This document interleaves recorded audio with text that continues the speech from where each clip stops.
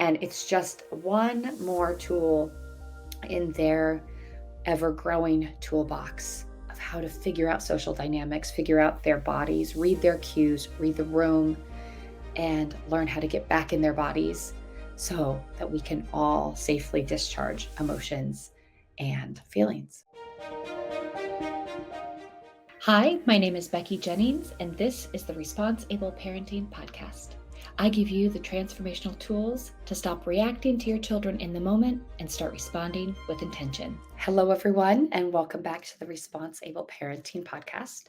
This is your host, Becky Jennings, and today we are going to talk about a very simple way to snap you out of the moment, snap you out of the chaos, and get you back into your body so that you can show up more regulated for your children, so that you can hold more capacity. So it is very easy as parents to get wrapped up in the moment, to continue to escalate with our children, to have our dysregulation match their dysregulation. And then it just ends up as chaos. There's yelling, there's crying, maybe from both of us. So I've talked about getting into your body and finding an emotional grounding tool in the past, but it is a practice. And sometimes grabbing onto the countertop works for somebody, sometimes screaming into a pillow works for somebody else. So I want to offer another solution, and one that I have done with my own children, and it works pretty well. So it's all about poop. Yes, it's about poop. Poop is my acronym for how to get you back in your body. Now, the reason poop as an acronym works is for a couple reasons. One, it's funny to say the word poop. And so it completely shifts the energy in the room when you yell out poop. Your kids are going to look at you. They're going to go, oh my gosh, mom just said a naughty word, or mom just said a bathroom word, a word that I'm only allowed to say when I have to go poop. It changes the energy of the whole scenario.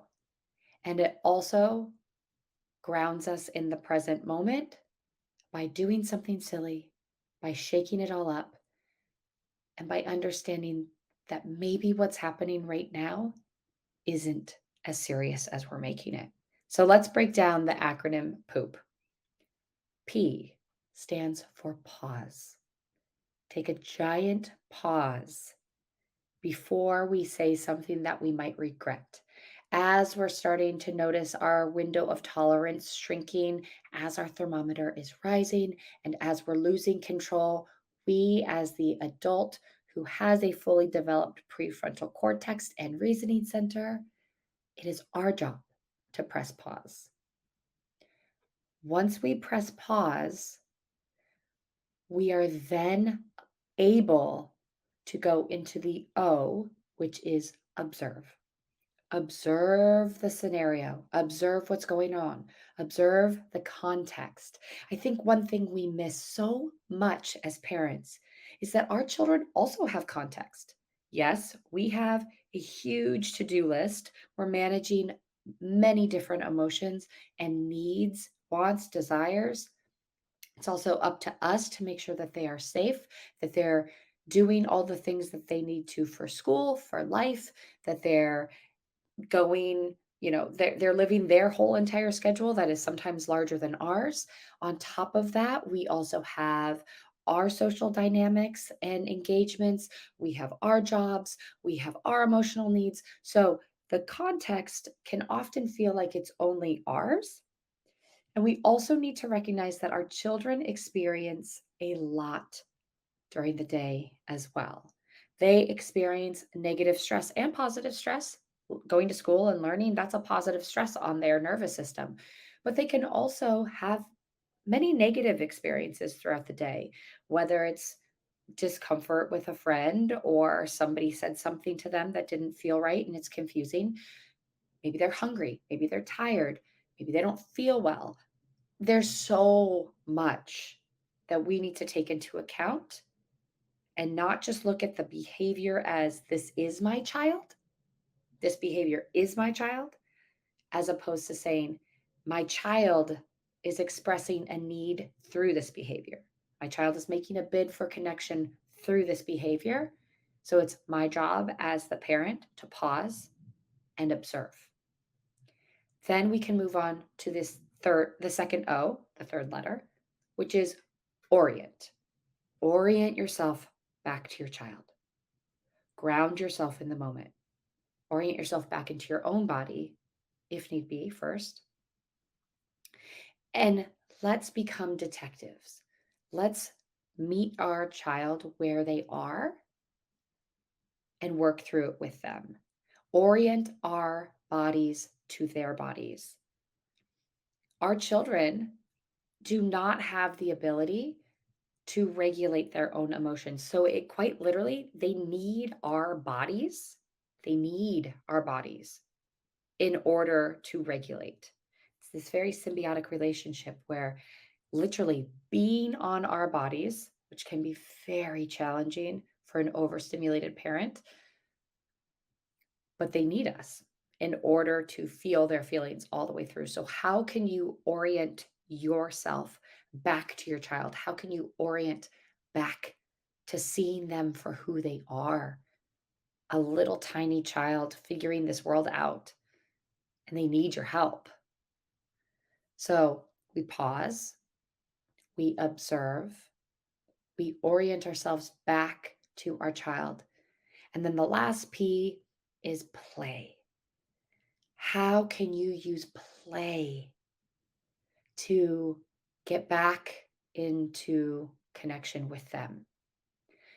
Perfect example. Yesterday, my son needed to go to a nap.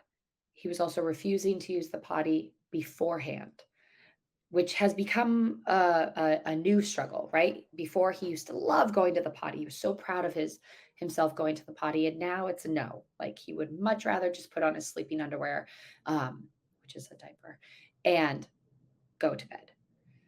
But then now he's also taking off that diaper in bed and he's peeing all over the bed. So there's context for me on why I would like him to use the potty before nap.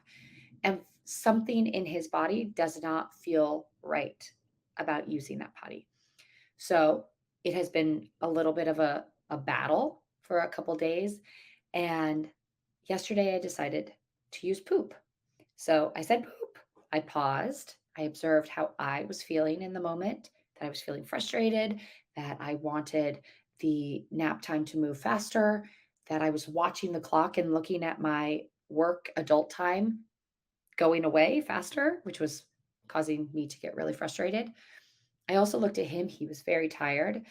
He had just had a huge obstacle course day at his school, and so he was probably more tired than normal. He hadn't eaten his full lunch, and so he was probably hungry. So there was a lot of competing factors for him. Then I oriented back to him, and I focused on where he was in his process. And he was feeling very frustrated. He was feeling very touchy and feeling just everything was a little twitchy. So I fell on the floor. I fell on the floor and I started scooting on my back, pushing with my legs, scooting on my back down the hallway. And I said to him, I said, "Oh, Trey, have you ever walked to the bathroom like this?"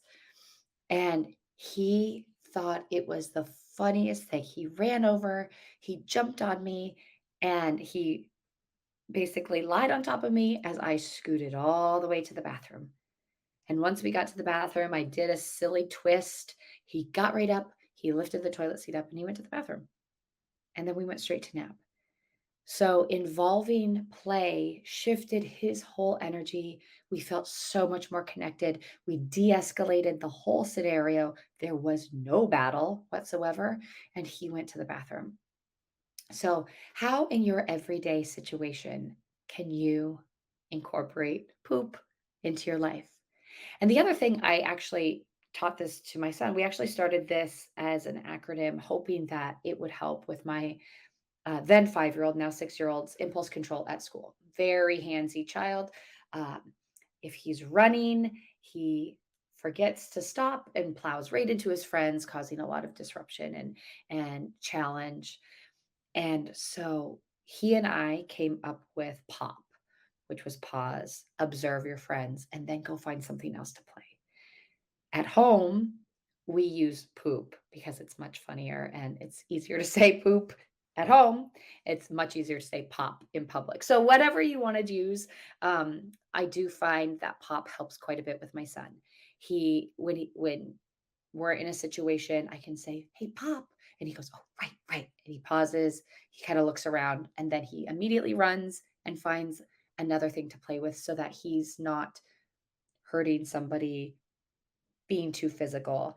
And it's just one more tool in their ever growing toolbox of how to figure out social dynamics, figure out their bodies, read their cues, read the room, and learn how to get back in their bodies so that we can all safely discharge emotions and feelings. So, should you bring poop into your house, I would be so honored. And I will be coming at you with some more of these fun little acronyms and tips. I hope this one helped. Have a great day, everybody. Thank you for listening to the Response Able Parenting Podcast. If you like what you heard, please take a moment to rate, review, and subscribe.